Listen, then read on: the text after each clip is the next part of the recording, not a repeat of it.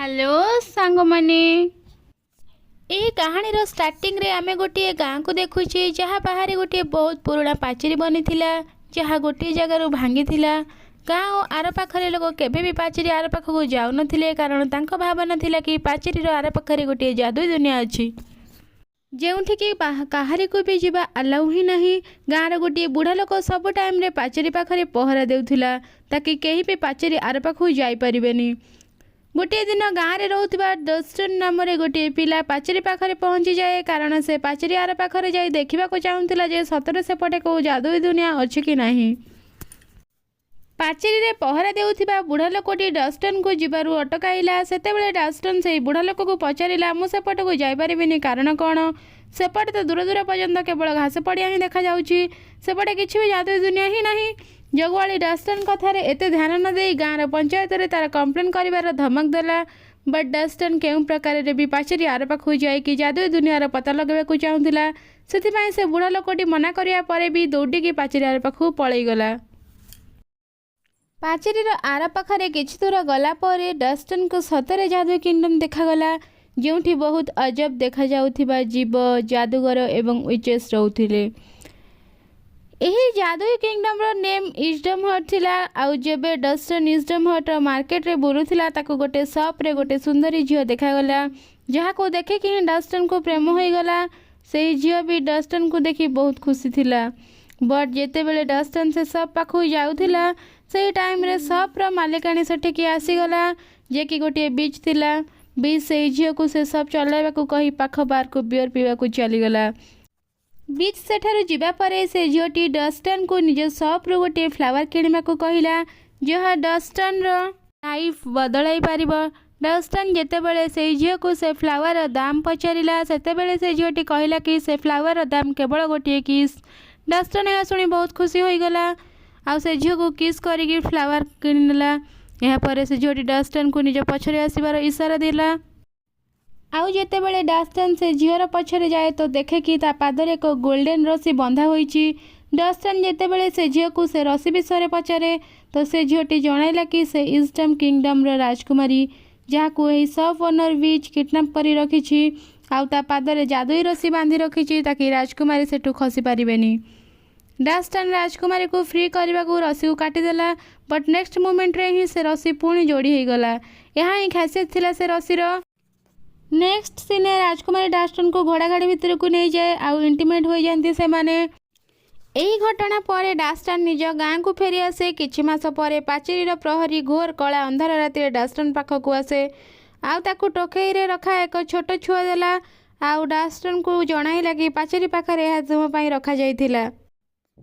Actually ଟୋକେଇରେ ଯେଉଁ ଛୁଆ ଥିଲା ସେ ଆଉ କେହି ନୁହେଁ, ସେ ଡଷ୍ଟନ୍ ଏବଂ ରାଜକୁମାରୀଙ୍କ ବେବି ଥିଲା ଯାହାକୁ ରାଜକୁମାରୀ ଡଷ୍ଟନ୍ ପାଖକୁ ପଠାଇ ଦେଇଥିଲା। ଡଷ୍ଟନ୍ ତା ଛୋଟ ପୁଅର ନାମ ଟ୍ୱିନ୍ଷ୍ଟନ୍ ରଖିଥିଲା। ଏବେ ଧୀରେ ଧୀରେ ସମୟ ବିତୁଥିଲା ଆଉ 18 ବର୍ଷ ବିତିଗଲା। ଟ୍ୱିନ୍ଷ୍ଟନ୍ ବି ପୁରା 18 ବର୍ଷର ହୋଇଯାଇଥିଲା ଆଉ ସେ ଗାଁର ଗୋଟିଏ ଝିଅକୁ ଭଲ ପାଇବାକୁ ଲାଗିଲା ଯାହାର ନାଁ ଭିକ୍ଟୋରିଆ ଥିଲା। ଗୋଟିଏ ରାତିରେ ଟ୍ୱିନ୍ଷ୍ଟନ୍ ଭିକ୍ଟୋରିଆ ସହ ଗୋଟିଏ ସୁନସାନ ଜାଗାକୁ ଯାଏ ଆଉ ସେଠି ଦୁହେଁ ୱାଇନ୍ ପିଇକି ଏନ୍ଜୟ କଲେ। ନେକ୍ସଟ ସିନ୍ରେ ଆମେ ଦେଖୁଛେ ଏପଟେ ଇଜଡମ୍ କିଙ୍ଗଡମ୍ରେ ଯେ ରାଜା ଥିଲା ସେ ବୁଢ଼ା ହେବା କାରଣରୁ ମରିବାକୁ ଯାଉଥିଲେ ଆଉ ତାଙ୍କୁ କିଛି ବୁଝା ପଡ଼ୁନଥିଲା ଯେ ନେକ୍ସଟ ଇଜଡମ୍ କିଙ୍ଗଡମ୍ର ରାଜା କିଏ ହେବ। କଚ୍ ରାଜାଙ୍କର 3ଟି ପୁଅ ଥିଲେ ଯେ ଇଜଡମ୍ କିଙ୍ଗଡମ୍ର ବାରିଶ ଥିଲେ। ରାଜା ଏହି ସମସ୍ୟାର ସମାଧାନ ପାଇଁ ନିଜ ବେକରୁ ଜାଦୁଇ ରୁବିକୁ ଲକେଟ୍କୁ ବାହାର କରି ଆକାଶ ଆଡ଼କୁ ଫିଙ୍ଗିଦେଲେ ଆଉ ନିଜ ପୁଅମାନଙ୍କୁ କହିଲେ ଯେ ବି ସେ ରୁବି ଲକେଟ୍କୁ ଖୋଜି ଫେରାଇ ଆଣିବ ସେ ଅଧିକାରୀ ହେବ ଇଜଡମ୍ର ନୂଆ ରାଜା ହେବାର। ସେଠି ଆର ପାଖରେ ଜାଦୁଇ ଲକେଟ୍ ସ୍ପିଡ୍ରେ ଆକାଶରେ ଯାଉଥିଲା। ତାରାରେ ବାଡ଼ ହୋଇଗଲା। ସେଠୁ ତୁଟତାରା ଏବଂ ଲକେଟ୍ ସ୍ପିଡ୍ରେ ପୃଥିବୀ ଆଡ଼କୁ ଖସିବାକୁ ଲାଗିଲେ। ସେପଟେ ଟ୍ୱିନ୍ଷ୍ଟନ୍ ଏବଂ ଭିକ୍ଟୋରିଆ ଜାମ୍ ପିଇକି ଏନ୍ଜୟ କରୁଥିଲେ। ତୁଟତାରାକୁ ଦେଖିକି ୱିନ୍ଷ୍ଟନ୍ ଭିକ୍ଟୋରିଆକୁ କହିଲା ଯଦି ମୁଁ ତମ ପାଇଁ ତୁଟତାରା ନେଇକି ଆସିବି କ'ଣ ତମେ ମୋତେ ବିବାହ କରିବ? ଭିକ୍ଟୋରିଆ ରାଜି ହୋଇଗଲା ଆଉ ତୁଟତାରା ଆଣିବାକୁ ଗୋଟେ ସପ୍ତାହର ଟାଇମ୍ ଦେଲା ଆଉ ଯଦି ସପ୍ତାହ ଭିତରେ ତୁଟତାରା ନ ଆଣିପାରିବ ତ ସେ ଆଉ କାହାକୁ ବିବାହ କରିନେବ ବୋଲି ସର୍ତ୍ତ ରଖିଲା। ଏବେ ଟ୍ୱିନ୍ଷ୍ଟନ୍ ସେହି ତୁଟତାରାକୁ ଆଣିବାକୁ ବାହାରିଲା। ସବୁଠୁ ପ୍ରଥମେ ସେ ସେହି ପାଚେରୀର ପାଖକୁ ଯିବାକୁ ଚେଷ୍ଟା କଲା। ଯାହାର ଆର ପାଖରେ ୱିଜଡମ୍ କିଙ୍ଗଡମ୍ ଥିଲା ଆଉ ସେପଟେ ହିଁ ତୁଟାତାରା ଖସିଥିଲା। ଟୁଇନଷ୍ଟନ୍ ବହୁତ ଚେଷ୍ଟା କଲା ପରେ ମଧ୍ୟ ପାଚେରୀ ଆର ପାଖକୁ ଯାଇପାରିଲାନି, କାରଣ ପାଚେରୀର ପ୍ରହରା ଦେଉଥିବା ବୁଢ଼ା ବ୍ୟକ୍ତି ଜଣକ ଏପରି କରୁଥିବାର ଦେଖିନେଲା। ତେଣୁ ସେ ଟୁଇନଷ୍ଟନ୍କୁ ଫେରାଇ ଦେଲା। ଟୁଇନଷ୍ଟନ୍ ଯେବେ ରିଟର୍ନ ନିଜ ଘରକୁ ଆସିଲା, ତା ବାପା ତାକୁ ପଚାରିଲେ ଯେ ଆକ୍ଚୁଆଲି ସେ ପାଚେରୀ ଆର ପାଖକୁ କ'ଣ ପାଇଁ ଯିବାକୁ ଚାହୁଁଛି। ତା ବାପାଙ୍କ କଥା ଶୁଣିକି ଟୁଇନଷ୍ଟନ୍ ତା ବାପାଙ୍କୁ ପଚାରିଲା କି ତମେ କେବେ ପାଚେରୀ ଆର ପାଖକୁ ଯିବା କଥା ଚିନ୍ତା କରିଛ? ଏହା ଶୁଣି ତା ବାପା ହସିବାକୁ ଲାଗିଲେ ଓ ଟୁଇନଷ୍ଟନ୍କୁ ସବୁ କଥା ଜଣାଇବାକୁ ଲାଗିଲେ, କିପରି ଆଜିଠୁ 18 ବର୍ଷ ପୂର୍ବେ ପାଚେରୀ ଆର ପାଖକୁ ସେ ଯାଇଥିଲେ, ଯେଉଁଠି ୱିଜଡମ୍ କିଙ୍ଗଡମ୍ର ରାଜକୁମାରୀ ଯିଏକି ଟୁଇନଷ୍ଟନ୍ର ମମ୍ ବି ଥିଲେ, ତାଙ୍କ ସହ ମିଶିଥିଲେ। ଟୁଇନଷ୍ଟନ୍ ତା ଡାଡ୍ର କଥା ଶୁଣିଲା ପରେ କହିଲା, ଏପରି ହୋଇପାରେ ମମ୍ ଏବେ ବି ଆମର ୱେଟ୍ କରିଥିବେ, ଏଥିପାଇଁ ମୁଁ ପାଚେରୀ ଆର ପାଖ ୱିଜଡମ୍ ୱାର୍ଲ୍ଡ କିଙ୍ଗଡମ୍ ଯିବାକୁ ଚାହୁଁଛି। ଦେନ୍ ଟୁଇନଷ୍ଟନ୍ ଡାଡ୍ ତା ମମ୍ର ତା ସହ ପଠାଯାଇଥିବା ଗୋଟିଏ ଲେଟର ଆଉ ଗୋଟିଏ ଯାଦୁଇ କ୍ୟାଣ୍ଡେଲ୍ ଦେଲେ। ଲେଟର ପଢ଼ିବା ପରେ ଟୁଇନଷ୍ଟନ୍କୁ ଜଣାଗଲା ଯେ ସେ ଟୁଇନଷ୍ଟନ୍କୁ ପିଲାବେଳେ ହିଁ ତା ଡାଡ୍ ପାଖକୁ ଏଥିପାଇଁ ପଠାଇ ଦେଇଥିଲେ ଯେ ଯେଉଁ ୱିଚ୍ ତାଙ୍କୁ କିଡନାପ୍ କରି ରଖିଥିଲା ସେ ଚାହୁଁନଥିଲା କି ଟୁଇନଷ୍ଟନ୍ ତା ମମ୍ ପାଖରେ ରହୁ।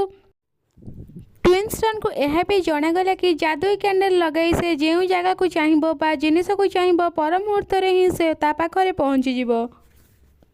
ଟୁଇନଷ୍ଟନ୍ର ମମ୍ ଯାଦୁଇ କ୍ୟାଣ୍ଡେଲ୍ ଏଥିପାଇଁ ପଠାଇଥିଲେ ଯେ ଟୁଇନଷ୍ଟନ୍ ବଡ଼ ହେବା ପରେ ଆରାମରେ ଯେବେ ଚାହିଁବ ତା ମମ୍ ପାଖରେ ପହଞ୍ଚିଯିବ।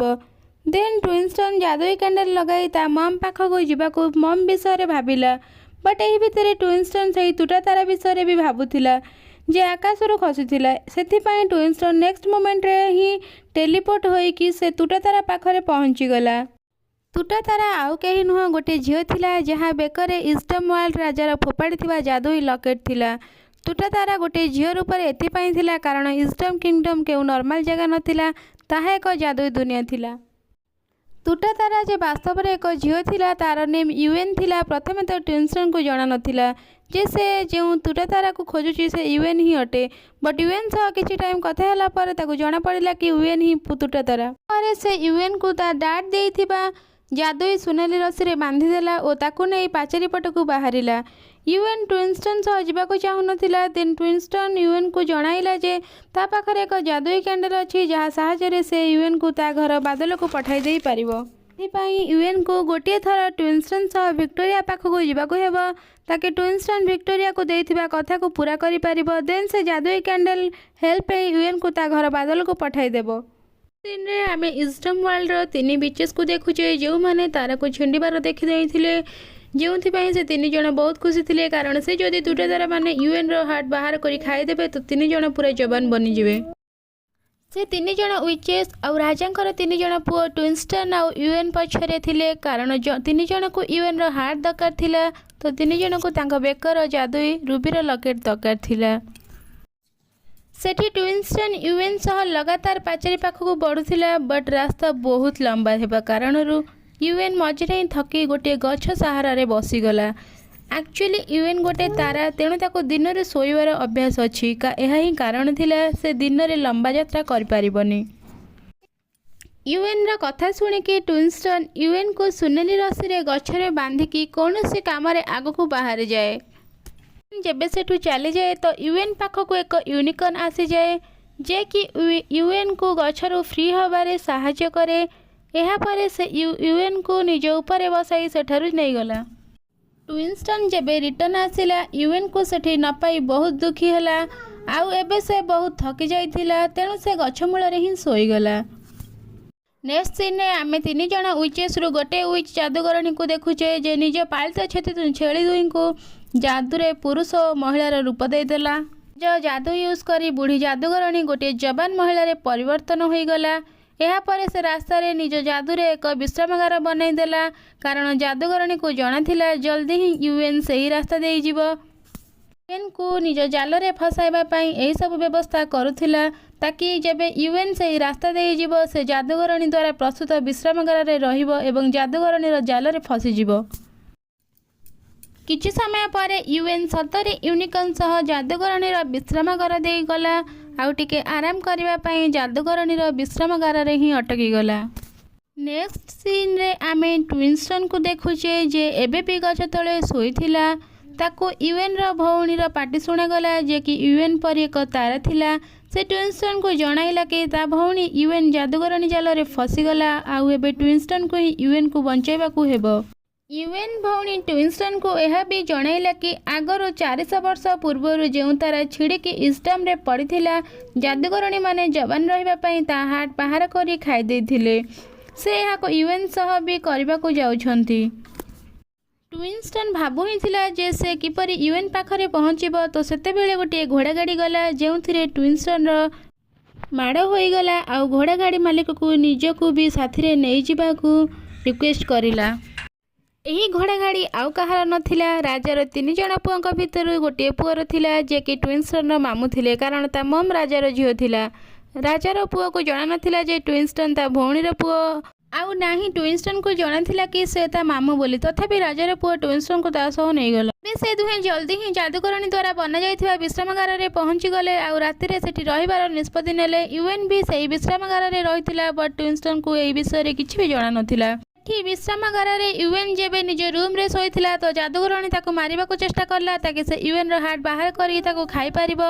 से यूएन को मारी पारिबो तो पूर्व विश्रामगार बाहर ट्विंस्टन और राजा पुओ कबाट ठक ठक करबा को लागिले जहा द्वारा यूएन उठी पड़िला आ जादूगरणी ताको मारी पारला नहीं। यूएन को जादूगरणी ऊपर संदेह बिल्कुल भी नथिला कारण से एबे जणे जवान महिला रूप रे थिला। यहाँ पर आमे राजार पुओ को देखुचे जेतेबेले से बाथटब रे सोईथिला ता पाखु जादूगरणी एक ग्लास रे विषपूर्ण मद नहीं आसे और राजार पुओ को पीवा को देला कारण से ताको मारिबा को चाहुथिला। राजार पुओ से मद पीवा को सफा सफा मना करदेला। यहाँ पर से मद ट्विंस्टन को पीवा को दिया गला। ट्विंस्टन से विषपूर्ण मद को पीवा पूर्वर यूएन को विश्रामगार पर्यंत आनिथिबा यूकन से जाम को तले पकाई देला जहा द्वारा ट्विंस्टन बुझीगला कि किछि गड़बड़ निश्चिंत अछि। आउ यूनिकॉर्न को देखिकी ताको जना पड़ीगला कि यूएन भी सेठी विश्रामगार रे अछि। एबे ट्विंस्टन जल्दी दौड़िकी राजा पुओ रूम को गला आउ देखिला राजा पुओ माने ट्विंस्टन मामू प्रथम ही मारी दिया जाइछंती। एबे जादूगरणी निज जादुई शक्ति साहाय्य यूएन आउ ट्विंस्टन को मारिबा को चाहुथिला बट से दुई को किछि क्षति हेबा पूर्व ट्विंस्टन जादुई कैंडल लगाई यूएन को निज घर विषय भाविबा को कहिला आउ निजे भी निज घर विषय भाविबा को लागिला जहा द्वारा नेक्स्ट मोमेंट रे दुई जण टेलीपोर्ट होइकी सेठू बादल रे पहुंची गले। एक्चुअली यूएन स्टार होइथिबारु निज घर बादल विषय भाबिथिला आउ ट्विंस्टन पाचेरी आर पाखरे थिबा निज घर विषय भाबिथिला तेणु से दुई को बादल रे फसी जाइथिले। एबे सेठी आकाश डाकू मानकर जहाज आसी पहुंचिला। सेमाने ट्विंस्टन आउ यूएन को बंदी बनाई नैथिले आकाश डाकू मानकर सरदार जहार नाम शेक्सपियर थिला। से ता साथी मानक ठारू बंचिकी ट्विंस्टन आउ यूएन को निज रूम को नहीं आसीबो आउ जल्दी ही यूएन एंड ट्विंस्टन रो भल बंधु बनी जिवो। शेक्सपियर यूएन और ट्विंस्टन रो पूरा हेल्प करिवो और तांको युद्ध विद्या भी सिखाइबो। यूएन और ट्विंस्टन शेक्सपियर सह ता स्पेस चैन रे यात्रा करथिले आउ शेक्सपियर तांको गंतव्य स्थल रे छाड़ी के आगु को चली गला। ट्विंस्टन और यूएन एबे जेउंठी थिले सेठू पाचेरी पाखरे पहुँचवा को 2 दिन समय लागिबो बट ट्विंस्टन को केमिति भी यूएन सह निज गाँ को 1 दिन रे पहुँचवार थिला कारण 1 दिन पर ही ट्विंस्टन रो गर्लफ्रेंड विक्टोरिया रो जन्मदिन थिला। आउ जदि ट्विंस्टन कथा मुताबक विक्टोरिया बर्थडे पूर्व यूएन सह ता पाखरे न पहुँचब तो विक्टोरिया आउ कहा सह विवाह करिनेबो। एबे रास्ता रे ट्विंस्टन को गोटे स्त्रीलोक घोड़ा गाड़ी रे जाउथिबार देखागला तो ट्विंस्टन से स्त्रीलोक को जादुई कैंडल डिमांड कला कारण ताको लागुथिला कि एही महिला गोटे जादूगरणी थिला। एही महिला आउ केही नुह सही जादूगरणी थिला जे ट्विंस्टन रो मम को किडनैप करी रखिथिला। आउ एबे भी ट्विंस्टन रो मम जादूगरणी रो सांगरे ही थिला किंतु जादूगरणी तांको निज जादू रे चिड़िया करी रखिथिला। से बुढ़ी जादूगरणी ट्विंस्टन को मिछ कहला कि से को जादूगरणी नुहे बट से ट्विंस्टन हाथ में से फूल को देखे जहाँ को ट्विंस्टन मम प्रथम थर देखा पर ट्विंस्टन डैड को देइथिले आउ एठाको आसिया पूर्व ट्विंस्टन डैड ट्विंस्टन को देइथिला तो से ताको चिन्हि नेउछि एवं ट्विंस्टन सामने एक शर्त रखिला कि जदि से सही फूल को जादूगरणी को देदेव तो यह बदल में जादूगरणी ट्विंस्टन को जादुई कैंडल देदेव जहाँ साहाଯ୍य से केउठा को भी जाई परिबो। ट्विंस्टन एहा पई राजी होई गला आउ निज डैड को द्वारा दे जाइथिबा फूल को जादूगरणी को देदेला। जादूगरणी को जमिति से फूल मिलला से निज जादुरे ट्विंस्टन को गोटे मूषारे बदलाई देला आउ यूएन को भी बंदी बनाई नेला। जादूगरणी से दुई जन को निज गाड़ी रे नेकी पाचेरी आड़ को बाहरी गला। यात्रा करुवा समय रे यूएन को अनुभव है कि कौटी ना कौटी से एबे ट्विंस्टन को भल पाइबा को लागिछि। सेथिपाई से ट्विंस्टन आगरे ता भल पाइबा को प्रकाश करबा को लागिला। यूएन को लगुला ट्विंस्टन यही समय मूषा रूप से अच्छी तेणु ताको यूएन कथा बुझा पड़बनी बट यह यूएन बुझा भूल थिला। ट्विंस्टन मूषा रूप से थिला परे भी यूएन कथा शुणी और बुझी पारुथिला।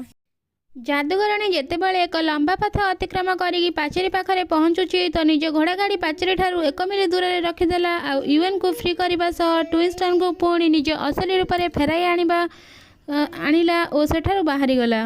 निज असली रूप आसिया पर ट्विंस्टन बहुत रागिक थिला आउ जादूगरणी उपर आक्रमण करबा को चाहुथिला बट से बहुत वीक हो जाइथिला जेउथि पई से जादूगरणी उपर आक्रमण करि पारिला नाही और सेठारू बाहरी गला। से ट्विंस्टन और यूएन एक विश्रामागार में राति बिताइबा अटकी गले। एबे क्योंकि ट्विंस्टन यूएन सब कथा शुणी नहीं थिला कि से ताकू भल पाउछि तेणु ट्विंस्टन भी यूएन को ता भल पाइबा प्रकाश कला कारण एबे से भी यूएन को भल पाइबा को लागिथिला आउ से दुहे एबे बहुत क्लोज आसी राति विश्रामागार रे बिताइले। नेक्स्ट मॉर्निंग रे ट्विंस्टन चुपचाप यूएन अल्प चुटी काटी पाखचेरी पाखरे निज गाँ को आसिला आउ विक्टोरिया को यूएन चुटी दे निज कथा पूरण कला। किंतु ट्विंस्टन एबे विक्टोरिया को नुह यूएन को भल पाउथिला एथिपाई से विक्टोरिया को एई विषय रे जणाइला।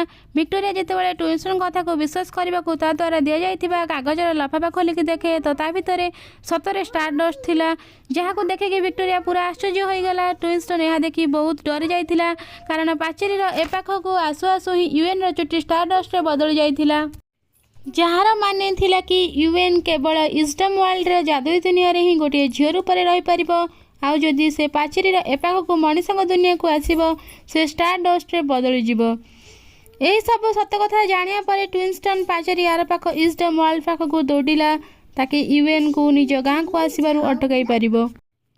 एपटे विश्रामागार मैनेजर यूएन पचारिबा कारणरू ताको कहिदे कि ट्विंस्टन ताको एका छाड़िकी निज गाँ को जाइछि आउ से कहूथिला कि ताको ता सच्चा प्रेम मिलिगला।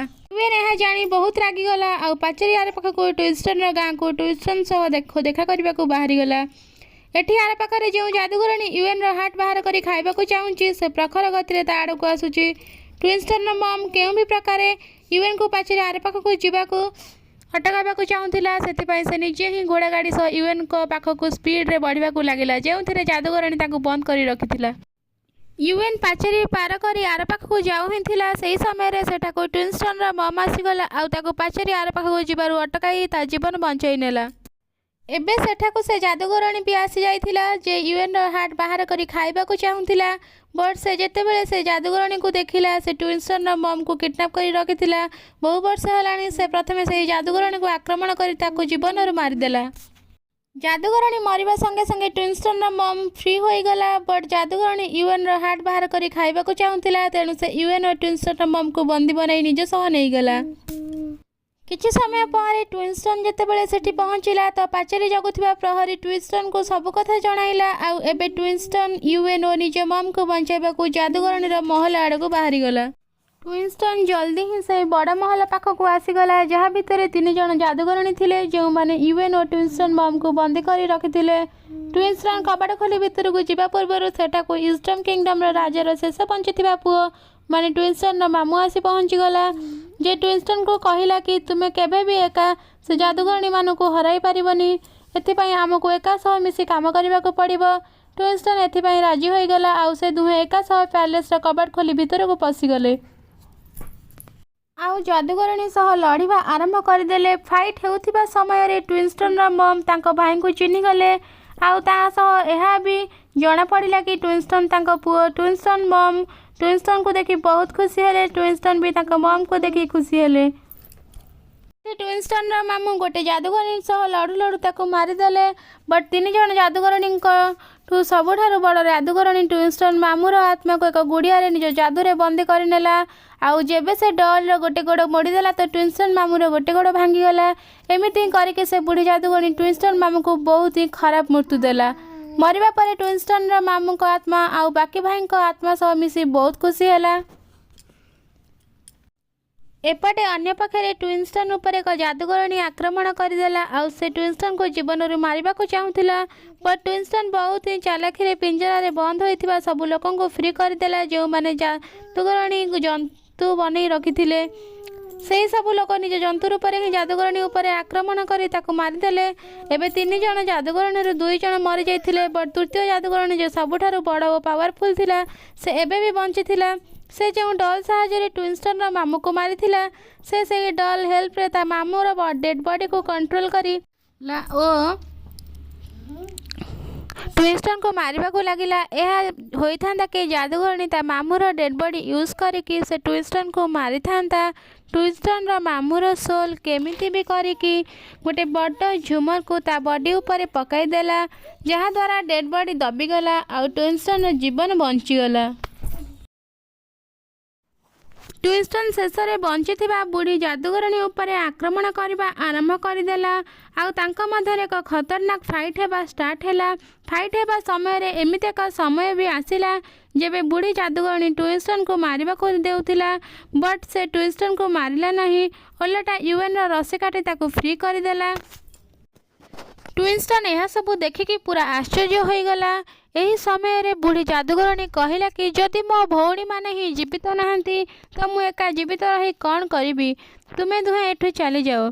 बुढ़ी जादूगरणीर कथा शुणी ट्विनस्टन यूएन सह सेठारु जीवाकू लागिला बट नेक्स्ट मोमेंट रे ही बाहर को जीवार सब रास्ता बंद हो गला। एक्चुअली ये सब बुढ़ी जादूगरणीर प्लान थिला कारण जदि से ट्विनस्टन को प्रथमे मारी थांता तो यूएन रो हार्ट भांगी जाई थांता आ यूएन रो भांगी हार्ट जादूगरणीर को कामर नथिला तेणु से प्रथमे ट्विनस्टन को जीवाकू देला ताकि पर से यूएन और ट्विनस्टन को एका सह मारी यूएन रो हार्ट खाई ता जबान हो पारिबो। आग को ट्विनस्टन को यूएन हक करने को कहब आउ जब ट्विनस्टन यूएन को हक करनी सेबे यूएन जोरे चमकीबा स्टार्ट करदेला। चमक एत तेज थिला जे सेथिरु जो ऊर्जा बाहरिला सेथिरे जादूगरणी बा बनी उड़ीगला आउ से दुई को जीवन बंचीगला। ट्विनस्टन यह देखी यूएन को कहला कि तुम्हें प्रथमे कौन पाई कलनी। यह पर यूएन बुझाइला कि प्रथमे मते लागुला कि मु तुमको हराई देली सेथिपाई मो हार्ट भांगी जाइथिला आउ एक स्टार भांगी जाइथिबा हार्ट नहीं केबे भी चमकी पारेनी।